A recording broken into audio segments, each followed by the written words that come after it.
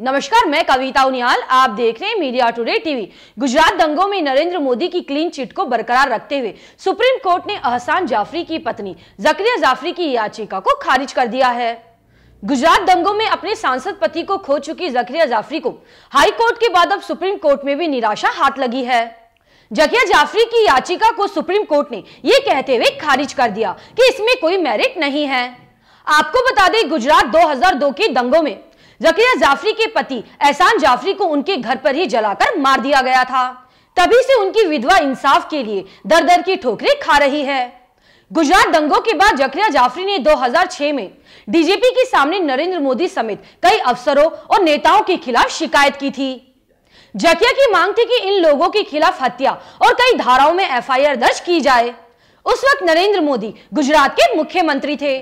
2008 में supreme court ने SIT का गठन किया और इस मामले की जांच एसआईटी को सौंप दी। एसआईटी ने अपनी जांच में नरेंद्र मोदी को क्लीन चिट दे दी।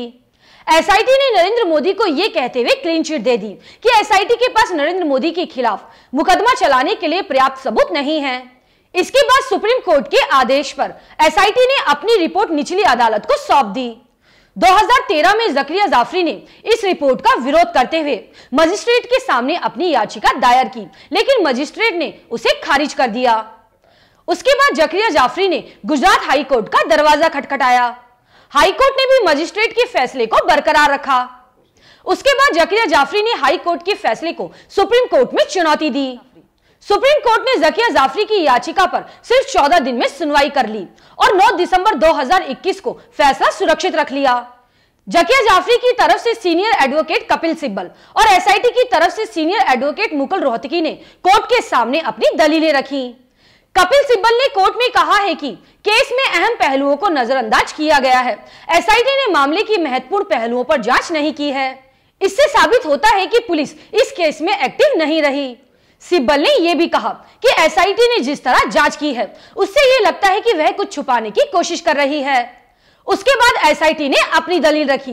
एसआईटी ने कहा कि हमने अपना काम सही से किया। एसआईटी के वकील मुकुल रोहतगी ने कहा है कि किसी को नहीं बचाया गया, पूरी छानबीन सही से की गई है। कुल 275 लोगों से पूछताछ की गई, लेकिन कोई ऐसा सबूत नहीं मिला जिससे साजिश की बात साबित हो।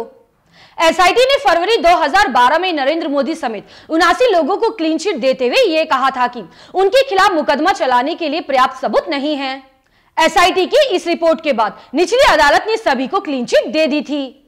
आज सुप्रीम कोर्ट ने भी अपने फैसले में कहा है कि हम निचली अदालत के उस फैसले को सही ठहरा रहे हैं जिसमें एसआईटी की रिपोर्ट को स्वीकार किया गया है। सुप्रीम कोर्ट ने कहा है कि इस याचिका में कोई मेरिट नहीं है और हम इसे खारिज करते हैं। कुल मिलाकर 20 साल से एहसान जाफरी की विधवा अपने पति को इंसाफ दिलाने के लिए दर दर की ठोकरें खा रही है, लेकिन अभी तक उन्हें इंसाफ नहीं मिला। अब देखना यह है कि ज़करिया जाफरी को इंसाफ कब मिलता है और मिलता भी है या नहीं। आप मिलेंगे अगली खबर के साथ। अगर आपको न्यूज अच्छी लगे तो न्यूज को लाइक करें। अगर आप हमारे चैनल पर नए हैं तो हमारे मीडिया टुडे टीवी चैनल को सब्सक्राइब करें और बेल आइकन को जरूर प्रेस करें ताकि मेरी न्यूज सबसे पहले आप तक पहुंचे। शुक्रिया।